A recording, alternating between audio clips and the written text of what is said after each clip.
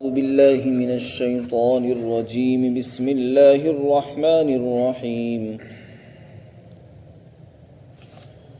وإذ قلنا للملائكة اسجدوا لآدم فسجدوا إلا إبليس أبى واستكبر وكان من الكافرين۔ اور اس وقت کو یاد کرو جب ہم نے فرشتوں سے کہا کہ تم سب آدم کو سجدہ کرو، تو سب نے سجدہ کیا سوائے ابلیس کے کہ اس نے سجدہ کرنے سے انکار کر دیا اور اس نے تکبرانہ رویہ اختیار کیا اور وہ کافروں میں شامل ہو گیا۔ حضرت آدم علیہ السلام کا تذکرہ اس سے پہلے ہوا ہے۔ اللہ نے حضرت آدم علیہ السلام کی افضلیت اور ان کا فرشتوں سے افضل اور اعلیٰ ہونا پیچھے بیان کیا ہے۔ پچھلے والے واقعے سے یہ بات ظاہر ہو گئی کہ آدم فرشتوں سے بھی افضل ہیں، اس لیے کہ اللہ نے ان کو وہ علم عطا فرمایا جو فرشتوں کو حاصل نہیں ہے۔ اسی واقعے سے یہ بات بھی ظاہر ہو گئی کہ زمین کی خلافت کے لیے جن صلاحیتوں کی ضرورت ہے اور جن علوم کی ضرورت ہے وہ آدم علیہ السلام کو حاصل ہیں۔ فرشتوں کے پاس وہ علم نہیں ہے، اس لیے وہ خلافت کے حقدار اور مستحق نہیں ہے۔ تو جب آدم علیہ السلام فرشتوں سے افضل ہوئے تو جناتوں سے بھی بدرجہ اولی افضل ہوئے۔ تو یہ بات پہلے سے معلوم ہو گئی، لیکن اللہ تعالیٰ کو یہ منظور ہوا کہ عملی طور پر بھی یہ بات سب کے سامنے آ جائے کہ آدم افضل ہیں اور فرشتے ان سے افضل نہیں ہیں، اور جناتوں سے بھی افضل ہے آدم علیہ السلام، یعنی انہیں اللہ نے وہ علم دیا ہے جو جناتوں کے پاس بھی نہیں ہے اور نہ فرشتوں کے پاس ہے۔ اس لیے اللہ کو منظور ہوا کہ ان دونوں مخلوق سے کوئی ایسی ان کی تعظیم کرائی جائے کہ سب کے سامنے یہ بات صاف ہو جائے کہ آدم ان تمام میں سب سے افضل ہے۔ اس کے لیے اللہ تعالیٰ نے تمام فرشتوں کو حکم دیا۔ یہاں تو فرشتوں کا ہی تذکرہ ہے، حضرات مفسرین کی رائے یہ ہے کہ وہ حکم جو سجدے کا دیا گیا تھا وہ فرشتوں کو تو تھا ہی، تمام مخلوقات کو تھا، بس فرشتوں کا ذکر اکتفا اس لیے کیا گیا ہے کیونکہ وہ سب سے افضل مخلوق تھی، اس لیے انہی کے ذکر پر اکتفا کیا گیا۔ اور اللہ نے فرمایا کہ سجدہ کرو سب، فرشتوں نے تمام نے سجدہ کیا، سب سجدے میں گر گئے، جناتوں نے بھی کیا، اوروں نے بھی کیا، لیکن جناتوں میں سے جو ابلیس تھا اس نے سجدہ نہیں کیا، سب نے سجدہ کیا اور سب اللہ کے حکم کو بجا لائے۔ تو یہ سجدہ کرانے کا مقصد یہ تھا کہ آدم کو افضل بتانا اور ان کو غیر افضل ثابت کرنا۔ اللہ تعالیٰ فرماتے کہ ہم نے سجدے کا حکم دیا، سب نے سجدہ کیا، مگر ابلیس نے سجدہ نہیں کیا، ابا، اور اس نے سجدہ کرنے سے انکار کر دیا اور تکبر اختیار کیا اور کافروں میں شامل ہو گیا۔ اب سوال یہ ہے کہ شیطان کو کافر کیوں کہا گیا ہے، جبکہ کسی بھی حکم کو چھوڑ دینا یہ کفر نہیں ہے بلکہ یہ تو فسق ہے، گناہ ہے۔ ایک آدمی نماز نہیں پڑھتا، نماز چھوڑ دے تو نماز کا چھوڑ دینا کفر کا انسان کو کافر نہیں بناتا، وہ فاسق کہلائے گا، گنہگار کہلاتا ہے۔ تو اگر شیطان نے سجدہ کرنا چھوڑ دیا ہے تو کافر کیوں ہوا؟ اس کا جواب یہ کہ صرف اس نے کسی عمل کو ترک نہیں کیا، اس نے اللہ کے فیصلے پر اعتراض کیا، اللہ کے حکم کا اس نے مقابلہ اور معارضہ کیا ہے، اور اس نے اللہ کے اس حکم کو ہلکا سمجھا اور یہ کہنے لگا کہ یہ خلاف مصلحت ہے، یعنی آپ مجھے سجدے کا حکم دے رہے ہیں، جس کو سجدے کا حکم دے رہے ہیں وہ اس قابل نہیں ہے کہ میں اس کو سجدہ کروں، نعوذ باللہ۔ تو یہ چونکہ اللہ کے فیصلے پر اعتراض تھا، اللہ کے حکم پر اعتراض تھا، جس نے اس کو کفر کی طرف کو دھکیل دیا، اس لیے وہ ایمان سے خارج ہو گیا۔ اس نے کیا کہا؟ اس نے کہا خلقتنی من نار وخلقتہ من طین، آپ نے مجھے آگ سے بنایا، اسے آپ نے مٹی سے بنایا، دونوں کی خاصیت الگ الگ ہے۔ آگ کی خاصیت تو اوپر کو جانے کی، آگ اوپر کو جاتی ہے، تو آگ کی شان بلند ہے، میں آگ سے بنا ہوں، میں بھی بلند ہوں، اور مٹی کی خاصیت نیچے کو جاتی ہے، ہر چیز جو مٹی سے بنی ہوئی ہے وہ نیچے کی طرف کو چلتی ہے، تو بھلا جو چیز مٹی سے بنی ہوئی ہو وہ آگ سے افضل کیسے ہو سکتی ہے؟ میں تو اس سے افضل ہوں، میں کسی غیر افضل کو سجدہ کیوں کروں؟ تو یہ صرف ایک حکم کا انکار نہیں تھا، بلکہ اللہ کے فیصلے کو اس نے خلاف مسئلے سمجھ کر انکار کر دیا۔ اس لیے اللہ کے فیصلے کا انکار کرنے کی وجہ سے وہ کافر قرار دے دیا گیا، اور اللہ نے اس کو کافر لکھ دیا، وَكَانَ مِنَ الْكَافِرِينَ۔ بعض آیات سے پتہ چلتا ہے کہ وہ جناتوں میں سے تھا، فرشتوں میں سے نہیں تھا۔ تو اس سے پتہ چلا کہ یہ حکم صرف فرشتوں کو نہیں تھا، جنات کو، تمام ذوی العقول مخلوقات کو تھا۔ فرشتوں کا ذکر ان کی عظمت شان کی وجہ سے کیا گیا، انہوں نے سب نے سجدہ کیا، جناتوں نے کیا، مگر ابلیس سجدہ نہیں کر سکا۔ اس کے بارے میں اللہ نے فرمایا کہ وہ جناتوں میں ہی تھے، کان من الجن ففسق عن امر ربہ، وہ جناتوں کی جماعت میں سے تھا اور اللہ کے حکم کا اس نے انکار کر دیا۔ فسجدوا الا ابلیس ابا واستکبر، تکبر بھی اختیار کیا، یعنی اس نے متکبرانہ لہجہ اپنایا، رویہ اختیار کیا جو اللہ کو پسند نہیں آیا، پھر اللہ نے اس کو اپنے دربار سے نکال دیا، جیسا کہ اس کا بیان آئندہ آ رہا ہے۔ یہاں پر پہلی بات یہ ہے سمجھنے کی کہ اللہ نے فرشتوں کو سجدے کا ہی حکم کیوں دیا، جبکہ سجدہ تو اللہ کو کیا جاتا ہے، کسی مخلوق کو سجدہ کرنا تو جائز نہیں ہے، تو یہاں سجدے کا حکم حضرت آدم علیہ السلام کو کیوں دیا گیا ہے؟ اسی طریقے سے سورہ یوسف کے اندر ملتا ہے کہ جب حضرت یوسف علیہ السلام کے بھائی مصر پہنچے اور ان کے والدین بھی پہنچے تو وہ سب کے سب سجدے میں گر گئے، یوسف علیہ السلام کے سامنے انہوں نے سجدہ کیا۔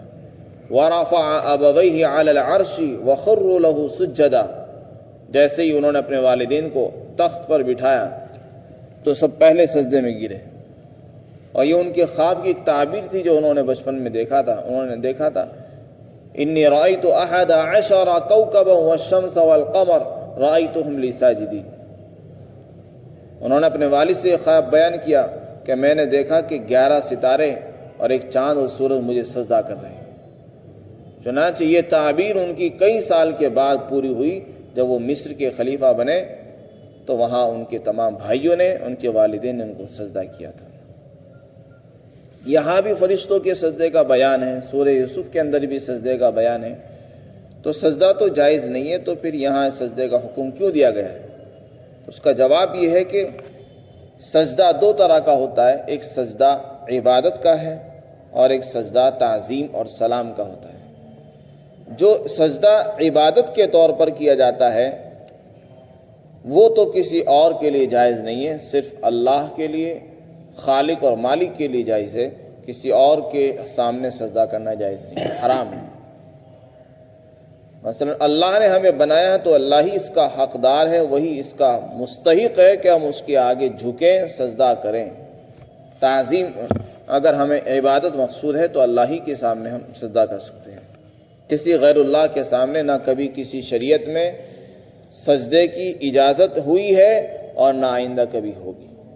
پچھلی شریعتوں میں بھی عبادت کے لیے سجدہ کرنے کا حکم نہیں تھا، تو پھر یہ کون سا سجدہ تھا؟ تو اس کے متعلق قاضی ابو بکر جساس رحمۃ اللہ علیہ نے احکام القرآن میں لکھا ہے کہ یہ سجدہ سجدہ تعظیمی تھا۔ تعظیم کا مطلب یہ ہے کہ کسی بڑے کی تعظیم کے لیے، جیسے ہمارے یہاں کھڑے ہو جاتے ہیں تعظیم میں، ادب میں کھڑے ہو گئے، سلام کرتے ہیں، مصافحہ کرتے ہیں، معانقہ کرتے ہیں، دست بوسی کرتے ہیں، ہاتھ چومتے ہیں، اسی طرح پچھلی شریعتوں میں کسی بڑے کی تعظیم اور ادب کے طور پر اس کے سامنے سجدہ کیا کرتے تھے۔ تو پچھلی شریعتوں میں اس کی اجازتیں رہی ہیں۔ اللہ تعالیٰ نے یہاں فرشتوں کو جس سجدے کا حکم دیا، جبکہ ابھی تک کوئی شریعت شروع نہیں ہوئی، کسی شریعت کا آغاز بھی نہیں ہوا، تو یہ سجدہ تعظیم کا تھا۔ حضرت آدم علیہ السلام کی عظمت کو تمام مخلوق پر ظاہر کرنا مقصود تھا کہ آدم سب سے افضل ہیں. فرشتوں پر بھی ان کی تعظیم بٹھانا مقصود تھا اور جناتوں پر بھی ان کی عظمت کو بٹھانا مقصود تھا، اسی لیے سجدے کا حکم دیا. ورنہ اگر سجدہ اللہ کو کرانا ہی تھا تو اپنے لیے کراتے. یہ کہتا ہے کہ مجھ کو سجدہ کرو. تو سجدے کا جو مقصد تھا وہ تعظیم مقصود تھی، اسی کے لیے جو ہے اللہ نے حکم دیا ہے. تو اس سے پتہ چلا کہ یہ سجدہ تعظیمی ہے، یہ عبادت کا سجدہ نہیں تھا. حضرت یوسف علیہ السلام کی جو شریعت تھی، حضرت یعقوب علیہ السلام کا جو زمانہ ہے وہ بھی ایسا ہی زمانہ ہے کہ ان کی شریعت میں بھی اس طرح کا سجدہ رائج تھا. چنانچہ ان کے تمام بھائیوں نے ان کے آگے سجدہ کیا. تو اس طرح کی پچھلی شریعتوں میں بہت سے احکامات جائز رہے ہیں جو اس شریعت میں نہیں ہیں. یہ شریعت جو آخری شریعت ہے جو حضرت محمد الرسول اللہ صلی اللہ علیہ وسلم پر اتری ہے، تو چونکہ یہ آخری قیامت تک چلنے والی شریعت ہے، اللہ نے اس کو تمام ایسے اعمال سے پاک رکھا ہے جو شرک اور کفر کا ذریعہ بنتی ہو. پچھلی شریعتوں میں شرک کی اجازت تو نہیں تھی، لیکن ایسے اعمال کی اجازت تھی جو شرک کا ذریعہ بن جاتے تھے، ان پر پابندی نہیں تھی. مثلا پچھلی شریعت میں تصویر بنانا جائز تھا، تمثال بنانے کی اجازت تھی. حضرت سلیمان علیہ السلام کے لیے جنات بڑی بڑی تصویریں بناتے. یعملون له ما یشاء من محاریب وتماثیل وجفان کالجواب وقدور الراسیات. اللہ نے بیان فرمایا حضرت سلیمان علیہ السلام جو بادشاہ تھے، جناتوں پر ان کی حکومت تھی، وہ جو چاہتے جس طرح کی چاہتے محرابیں بنواتے تھے، تصویریں بنواتے تھے ان سے. تو اگرچہ تصویر بنانا شرک نہیں ہے لیکن شرک کا ذریعہ تھا تو اس کے اوپر پابندی نہیں لگائی گئی. سجدہ کرنا کسی غیر اللہ کے سامنے، مخلوق کے سامنے، اگرچہ شرک نہیں ہے لیکن شرک کا ذریعہ تھا، اس پر پابندی نہیں تھی. آخری شریعت کو چونکہ اللہ نے کامل مکمل کر کے اتارا ہے، اب یہ دین قیامت تک کے لیے چلے گا، کبھی اس میں کوئی تبدیلی نہیں ہوگی. اللہ نے ایسے تمام راستوں پر پابندی لگا دی جو شرک کا دروازہ کھولنے والے تھے. تو فرمایا اب اس شریعت میں تعظیم کا سجدہ بھی جائز نہیں ہوگا، اس شریعت میں تصویر بنانا بھی جائز نہیں ہوگا، حرام ہوگا. چونکہ تصویر بنانے سے شرک کا دروازہ کھلتا ہے. لوگ تصویر بنا کے رکھتے ہیں، پھر اس کی تعظیم کرتے ہیں، پھر بعد میں اس کی پوجا شروع کر دیتے ہیں. اسی سے بت پرستی کا آغاز ہو گیا. اسی طرح سجدہ کرنے کی وجہ سے بھی لوگ بت پرستی کی طرف کو چل جاتے ہیں. پہلے لوگ تعظیم کی نیت سے کرتے تھے، اب لوگ سجدہ کر رہے ہیں، قبر والوں کے سامنے کر رہے ہیں، کوئی کسی مخلوق کے سامنے کر رہا ہے، کوئی پیر صاحب کے سامنے کر رہا ہے، کسی خواجہ کے سامنے کر رہا ہے، کوئی مندر میں جا کے سجدہ کر رہا ہے، کوئی قبر والے کے پاس مزار میں جا کر سجدہ کر رہا ہے. تو وہ یہ کہہ رہے ہیں کہ ہم تعظیم کے لیے کر رہے ہیں، لیکن حقیقت یہ ہے کہ وہ ان کو اپنا بڑا مان کر سجدہ کر رہے ہیں، اور وہی سجدہ پھر ان کو آگے عبادت اور کفر شرک کی طرف کو لے جاتا ہے، وہ پھر انہی کی عبادت کر دیتے ہیں. اس لیے اس پر پابندی لگا دی گئی ہے. اس شریعت میں اس کی گنجائش نہیں ہے کہ کوئی کسی کو غیر اللہ کو سجدہ کرے. اب اس کا پتہ کیسے چلا؟ کوئی آدمی یہ کہہ دے کہ جب قرآن کہہ رہا ہے کہ آدم کو سجدہ کرو، اس کا مطلب یہ کہ قرآن میں اس کی اجازت ہے. تو ایسی کوئی آیت ہمیں دکھاؤ جس میں یہ پتہ چلے کہ آئندہ کے لیے اس سجدے پر پابندی لگا دی گئی. تو اس کا جواب یہ ہے کہ اللہ کے رسول صلی اللہ علیہ وسلم سے صحیح حدیث میں یہ منقول ہے، جو روایت 20 صحابہ سے مروی ہے. ایسی روایت جو 10 صحابہ سے منقول ہوتی ہے وہ متواتر کہلاتی ہے. آپ علیہ السلام نے ارشاد فرمایا کہ اگر میں اللہ کے علاوہ کسی کو سجدے کا حکم دیتا تو میں بیوی کو حکم دیتا کہ وہ اپنے شوہر کو سجدہ کرے. لیکن چونکہ سجدے کی اجازت ہی نہیں ہے کسی غیر اللہ کے لیے، میں نے بیوی کو بھی حکم نہیں دیا کہ وہ سجدہ کرے.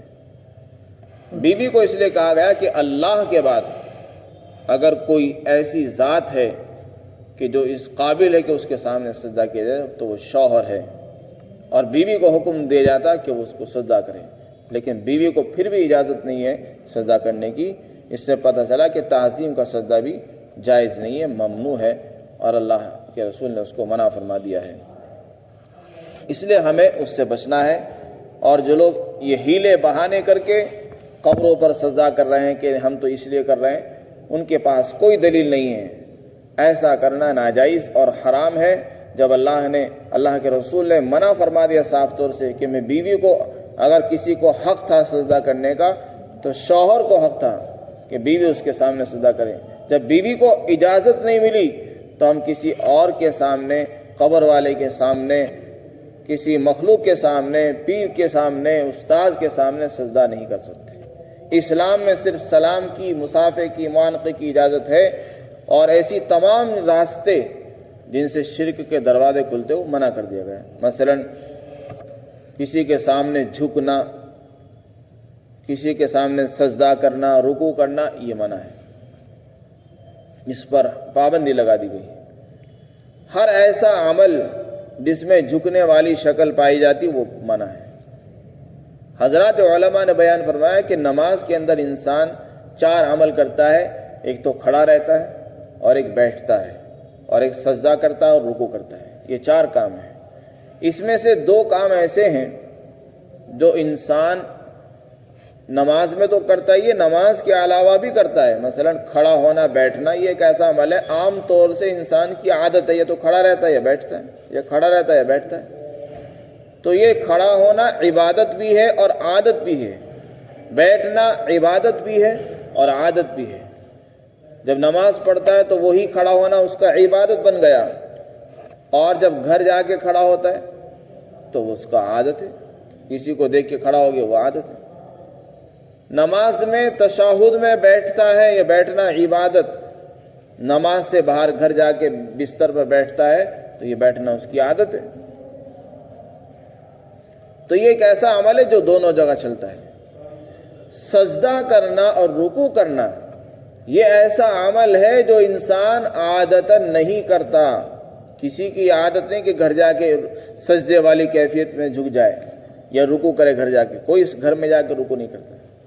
گھر میں جا کے سب کھڑے ہوتے ہیں، بیٹھتے بھی ہیں، لیٹتے بھی ہیں، لیکن گھر میں جا کے کوئی بلا وجہ یوں ہی کسی کے آگے رکوع اور سجدہ نہیں کرتا ہے۔ یہ صرف نماز میں اور عبادت میں کیا جاتا ہے۔ تو جو عمل اللہ کے لیے ہو، خاص عبادت کے طور پر کیا جاتا ہو، اس کو عادتاً کرنا جائز نہیں ہوگا، کیونکہ جب اس کی عادت ہی نہیں ہے انسان کی، کسی غیر اللہ کے سامنے اس ایسی حیت اختیار کرنا جو نماز والی ہو اور عبادت والی ہوتی ہو، کسی غیر اللہ کے سامنے اس کی اجازت نہیں دی جا سکتی۔ تو یہ بہت سخت چیز ہے، اس سے ہمیں بچنے کی ضرورت ہے، اور جو لوگ اس میں مبتلا ہے ان کو چاہیے کہ وہ اپنے اس عمل سے توبہ کریں اور صحیح معلومات کے لیے اپنے علماء سے رجوع کریں۔ اللہ تعالی ہم سب کو صحیح دین سمجھ کر اس پر عمل کی توفیق نصیب فرمائے۔ وآخر دعوانا الحمد